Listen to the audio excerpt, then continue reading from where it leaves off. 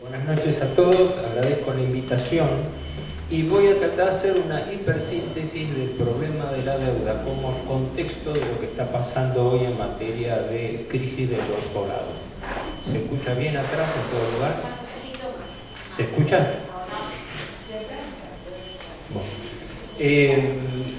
Digo hipersíntesis por lo siguiente, porque quiero dar a ustedes un cuadro de situación que me lleve a tratar de explicar un poco lo que está ocurriendo en este momento en la Argentina en relación a la deuda pública. Mi enfoque es prevalentemente financiero-fiscal, es decir, lo hago más bien lo hago desde el punto de vista de las finanzas del Estado. Tres conceptos preliminares para ponernos en línea en cuanto al enfoque. La deuda es un condicionante total y absoluto de todo lo que pasa en la Argentina en materia financiera, económica y política. Creo que si no se entiende este problema, esta centralidad del problema de la deuda, no se puede entender todo lo que está pasando en nuestro país. En segundo lugar, la deuda no es un hecho aislado, no es un episodio, no es algo que nos ocurrió una vez y que ahora, bueno, lo tenemos que sobrellevar de alguna manera como una enfermedad que pasa. No, la deuda es un sistema que se retroalimenta, es un sistema vigente, no es solamente una cuestión del pasado, es del presente y lo va a ser del futuro, porque como sistema tiene una lógica. ¿Cuál es la lógica que rige el sistema de la deuda? Nosotros siempre hemos asociado, y correctamente, el concepto de usura a la posición dominante que el acreedor tiene sobre el deudor. Esto es una regla universal para los hombres, para las empresas, para los estados. Es decir, en definitiva, lo que hace el prestamista usurero es avanzar sobre los derechos y sobre la propiedad del deudor. Esa es la lógica tradicional, en esto no estoy innovando nada. Yo agrego solamente una reflexión en cuanto a la profundidad del problema de la usura, que es que el prestamista usurero lo que quiere, en definitiva, no es que el deudor le pague la deuda, que haga cualquier sacrificio y que le cancele la obligación, no. La lógica del usurero es que el deudor no se la pueda pagar nunca, porque el prestamista usurero vive de eso. Esto que le digo no es una mera reflexión retórica, esto es la lógica con que se mueve el sistema financiero internacional. Es decir, concretamente, esto viene a caballo de lo que yo llamo el partido de la deuda, es decir, todo el estamento dirigente y fundamentalmente el establishment financiero bancario que vive a caballo de la idea central de no hay problema que tomen deuda sin capacidad de repago, porque nosotros nos pagan los intereses y nosotros le refinanciamos permanentemente el capital. Esta es la lógica de la deuda perpetua, que no es un mecanismo reversible. Y esto lo hice así muy apretadamente como introducción para explicarle que lo que yo voy a decir ahora no se entiende si no se entiende este planteo inicial.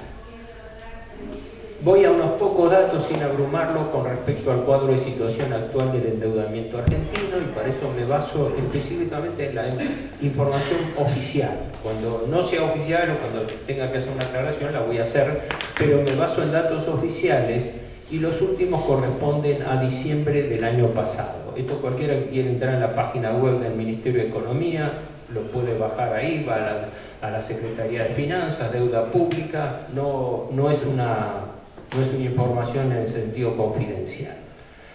A fin del año pasado, que es el último dato disponible, el stock de deuda en cabeza del Estado central es de 214.000 millones de dólares. No quiere decir que toda la deuda esté en dólares. Un 40% de la deuda está en pesos y un 60% está en moneda extranjera. Pero por metodología internacional la deuda se computa en dólares para hacerla comparable a nivel general. De ese stock de deuda, que corresponde solamente al Estado central, ahí no hay deuda de provincias, municipios, empresas del Estado, esto es pelado en cabeza del Estado central. Habría que computar también los intereses, porque cuando yo debo capital, debo también intereses a pagar en cuotas. Y los intereses están estimados en 72.000 millones de dólares. que habría que agregar al capital, obvio, para tener el monto a pagar. Además de eso, el gobierno no registra unos 15.000 millones de dólares de cupones ligados al producto, que son obligaciones en firme contraídas por el gobierno y que no se registran como deuda, de modo que si sumamos capital 214, intereses 72 y cupones 15, tenemos que la deuda pasa los 300.000 millones de dólares. Es una cifra sumamente relevante porque no solamente es una deuda impagable para los recursos del Estado, sino que a su vez genera este mecanismo perverso de reendeudamiento perpetuo, es decir, hasta el último centavo de vencimiento de capital que se produce se cancela con nueva deuda. Es decir, la deuda se paga con deuda. Ejemplo, en el presupuesto 2014 que está vigente, vencen por capital 44.000 millones de dólares. Siempre aclarando que me refiero a dólares, pero es indistintamente una parte en dólar, otra parte en moneda extranjera. Este año está previsto por presupuesto vencimientos de capital por 44.000 millones de dólares y el gobierno va a tomar 57.000. Esto significa que hasta el último centavo de capital que vence se paga con canje de deuda, es decir, por novación de deuda o por refinanciación automática. El acreedor entrega un título y yo le entrego otro título refinanciando, o como se dice vulgarmente, bicicleteando la deuda, pateando las obligaciones para adelante. A diferencia de lo que el gobierno dice, que su propaganda es nos estamos desendeudando, la deuda está aumentando a un ritmo de más de 10.000 millones de dólares por año. Este año está previsto que aumente 13.000 millones de dólares, algo equivalente a lo que habría crecido la deuda el año pasado por presupuesto. El año anterior, en 2012, la deuda aumentó 19.000 millones de dólares. El año anterior, en 2011, aumentó 14.600. Esa es la realidad, frente a una postura oficial de que el país está desendeudando. Para no introducir confusión voy a aclarar por qué esta diferencia. El 60% de la deuda pública está en manos del propio Estado. Esto parece una contradicción que requiere una explicación. ¿Qué significa esto? Si el deudor y el acreedor de una obligación son la misma persona, la obligación desaparece, porque como pagaré, si soy titular y beneficiario, soy titular, soy deudor y beneficiario, soy la misma persona, esa obligación desaparece. La trampa de razonamiento reside en que no son la misma persona, porque el gobierno no presta al tesoro su propio dinero, sino presta dinero que administra de terceros, fundamentalmente en los fondos de los jubilados, el Fondo de Garantía de Sustentabilidad del ANSES, las reservas internacionales del Banco Central y los fondos a prestar del Banco Nación, que son las tres principales fuentes de financiamiento del Estado. Quiere decir que ahora, de esa masa de deuda que tiene el gobierno, casi las 2/3 partes están comprometidas con deudores oficiales que no manejan dinero propio, sino que administran. En el caso de los jubilados, dinero del sistema previsional. En el caso del Banco Central, las reservas del Banco Central, que son, por así decirlo, la alcancía de divisas del gobierno. Y en el caso del Banco Nación, préstamos que en lugar de ser destinados a la actividad productiva, se prestan al Estado. El 50% de la cartera del Banco Nación está prestado al Estado. Hace pocos años, en el año 2010-2011, se modificó expresamente la Carta Orgánica del Banco Nación para privilegiar el préstamo productivo a las pymes. Ahora uno va, abre el balance del Banco Nación, Banco Nación, y resulta que la mitad de la cartera del Banco Nación, en lugar de estar prestado a las pymes o a las actividades productivas, está prestada para aguantar el sistema de endeudamiento del Estado. ¿Por qué? Porque el Estado lo que está pagando es deuda con terceros, es decir, está privilegiando el pago de acreedores externos y de organismos multilaterales de crédito y lo está haciendo con recursos que saca de las propias entidades del Estado. Acá hay una aclaración importante. En principio, esto sería una especie de internalización de deuda. Lo que debo al exterior a terceros, lo paso a deber al interior a organismos. Indudablemente, la ventaja relativa existe, porque no es lo mismo que de sentarse a pleitear con un reclamante extranjero que acá tener la oportunidad de darle una orden al funcionario de turno diciendo gíreme tanto dinero porque necesito aguantar el gasto público, gíreme tantas divisas para cancelar. Pero la contracara de esto es, ¿dónde está la capacidad de repago del Estado para cubrir esa obligación? Porque si no, todo eso es un empapelamiento mayúsculo del Estado sin capacidad de repago. Esa deuda no se puede pagar. Entonces, cuando se habla tanto del riesgo de los acreedores que reclaman su pago, yo siempre me pregunto, digo, pero acá hay una paradoja. Nadie reclama para ver quién, cómo y cuándo le va a devolver la plata a los jubilados del ANSES, quién, cuándo va a reponer las divisas del Banco Central. El Banco Central tiene en este momento la mitad de sus divisas, las de las reservas internacionales, que no son propias del Banco Central, son divisas prestadas, sobre 29.000 millones, 14, 15.000 millones de dólares son divisas que no son propias del Banco Central. Son depósitos en dólares del sistema bancario y son préstamos de otros bancos centrales, como el Banco de Francia o el BIS de Basilea. No sé si con este apretado cuadro de situación les doy un panorama. De todas maneras, recuerden, pienso en lo principal. La deuda por capital no se cancela, se refinancia en forma perpetua. Y además el gobierno toma nueva deuda a un ritmo no menor de 10.000 millones de dólares por año. Esa deuda es técnicamente impagable, no hay ninguna demostración de su capacidad de repago y la solución que se prevé para eso es tomar más deuda. Para eso existe la formulación poco citada de la hoja de ruta Vudú. Cuando el actual vicepresidente asume ministro de Economía en el año 2008, establece lo que llama él su hoja de ruta.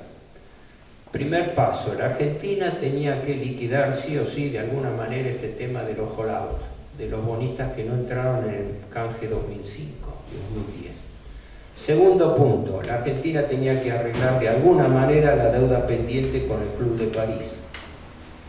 Tercer punto, cubiertos el tema de los holdouts y el tema del Club de París, la Argentina pasaría entonces a ser apta para el tercer paso, volver al mercado internacional de capitales, lo que en buen romance significa volver a endeudarse. Esta es la trampa, esta es la falacia de razonamiento central del partido de la deuda. Señores, tomen deuda, aunque no la puedan pagar, porque nosotros estamos acá para prestarle mientras ustedes paguen intereses. Porque a diferencia del capital que no se paga, los intereses sí se pagan. Los intereses a pagar este año están previstos en unos 12.200 millones de dólares, unos 77.000 millones de pesos. Eso sí se paga y se paga casi totalmente cash. En realidad no se paga totalmente porque 1.000 millones de dólares de intereses no se pagan, sino que se capitalizan por anatocismo. El anatocismo es el interés compuesto que implica que el interés no pagado se transforma en capital y devenga nuevos intereses. Es el sinónimo de la usura, es decir, el interés se transforma en capital y devenga nuevos intereses, interés de los intereses. Unos 1.000 millones de dólares al año se capitalizan de esta manera. Y además el país paga 12.200. Para que ustedes tengan una idea aproximada, eso equivale, son 77.000 millones de pesos. El presupuesto de educación y ciencia y tecnología del país son 51.000 millones de pesos. Es decir, se paga de intereses 2/3 partes más que por educación y ciencia y tecnología. El presupuesto de seguridad es 35.000 millones de pesos, el de defensa 35, 36. Total 71. Por intereses se pagan 77.000 millones de pesos. Pongo siempre un ejemplo irritante. 12.200 millones de dólares de intereses en un año son 33.4 millones de dólares por día. Es más que el valor de un hospital del programa del Bicentenario. El programa del Bicentenario, un hospital como estos que se han inaugurado o anunciado la inauguración en Ituzaingó y en La Matanza, o en Monte Grande, por ejemplo, están tasados en 200 a 300 millones de pesos según tengan o no equipamiento. Eso equivale a menos de 30 millones de dólares. Quiere decir que lo que pagamos en un día de intereses nos daría para cubrir más de la construcción de un hospital nacional. Es $1.400.000 por hora. O sea, mientras estamos hablando acá, le cayó como un reloj de taxi al país esa suma. Una relación de vencimiento donde yo tengo que cada $4 de capital que no pago, sino que refinancio, tengo que pagar 1 de intereses. Es una relación insostenible. Esto es lo que sintetiza el círculo vicioso permanente de la usura que sufre la Argentina. Les sintetizo cuál es el punto de situación con esta crisis de los varados que aparece. La Argentina, como todos sabemos, entra en default.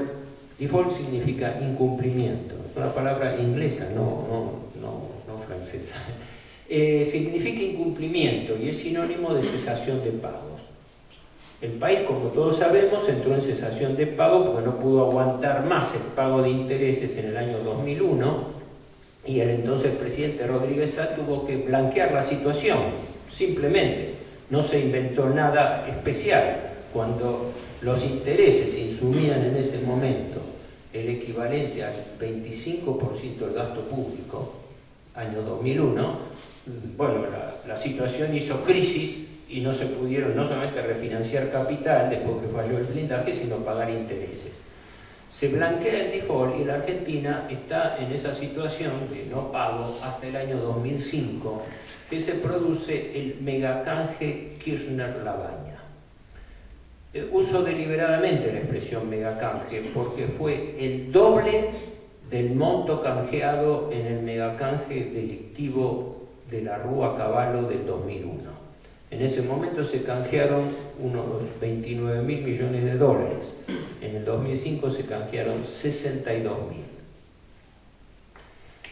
No hay tiempo para desarrollarlo, pero aclaro que la lógica de ese canje fue que lo que estaba en default, que no se pagaba, se pateó, se canjearon títulos, se rescataron títulos viejos y se entregaron nuevos títulos que tenían una quita. La quita en promedio no fue del 66%, fue del 44%, pero esa quita fue totalmente compensada con cupones ligados al producto.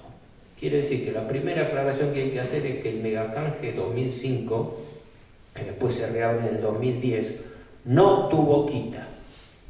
Tuvo una quita promedio de 44 centavos por dólar, y el gobierno le compensó con un cupón ligado al crecimiento por 48 centavos de dólar.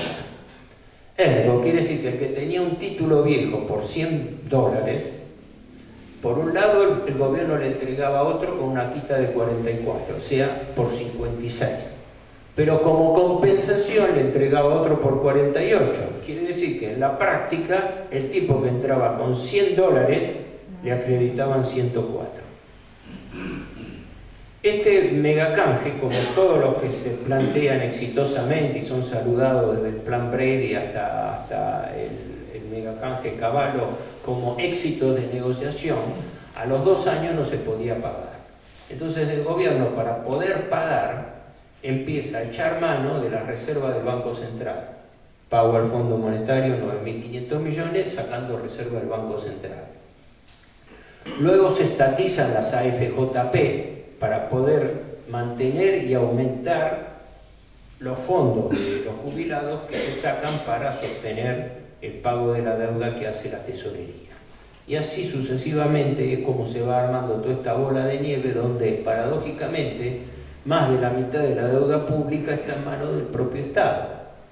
con un detalle: la deuda que pasó a cargo del propio Estado no tiene capacidad de repago, por lo cual el muerto de la deuda le ha quedado al propio organismo, a los propios organismos del Estado. Este es el esquema sin salida que tiene la Argentina. ¿Por qué? Porque la alternativa que hay en eso se va licuando. Simplemente, ¿en qué entra esto, la cuestión del ojo largo? Cuando el país hace el megacanje 2005, que después se reabre en el 2010, no todos los acreedores entran, porque algunos acreedores, generalmente fondos buitres, es decir, fondos que habían comprado esos bonos cuando valían valor basura, cuando se cotizaban a menos de 20 centavos en su valor, estos fondos especulativos hacen esa maniobra, compran bonos cuando están por el suelo en el mercado, se lo compran a bonistas que no van a reclamar, se lo compraron a jubilados italianos y a agricultores japoneses que habían comprado títulos de la Argentina pensando que era la panacea, y después el país entró en default.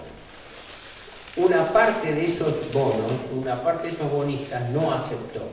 Eran estos fondos buitres que empezaron a hacer juicio contra el Estado. Esos juicios inexorablemente se iban a perder, porque la Argentina, en su estrategia de negociación legal, no objetó la legitimidad de los títulos, pese a que esos títulos estaban siendo investigados por la justicia. Causa Olmos 1, que tiene sentencia del juez Ballesteros del año 2000, causa Olmos 2, por el cual están investigados los títulos hasta el Plan Brady y el megacanje 2005, están incluso sujetos a investigación, causa del megacanje Cavallo de la Rúa y causa que hacia la gestión de presidentes y bancos centrales de los distintos gobiernos. Pese a eso, el gobierno canjeó los títulos sin esperar el resultado de la justicia acá. Inexorablemente, al no plantear la ilegitimidad de esos títulos que estaban siendo investigados por la justicia, esos juicios se iban a perder tarde o temprano, y efectivamente se perdieron. Ahora la Argentina tiene que aguantarse el chubasco de una estrategia legal que soslayó el tema de la ilegitimidad, que no enfrentó la cuestión de los fondos buitre, objetando el valor de compra de los títulos. Lo que debiera haber hecho la Argentina es no reconocer el valor nominal de los títulos, sino el valor de compra.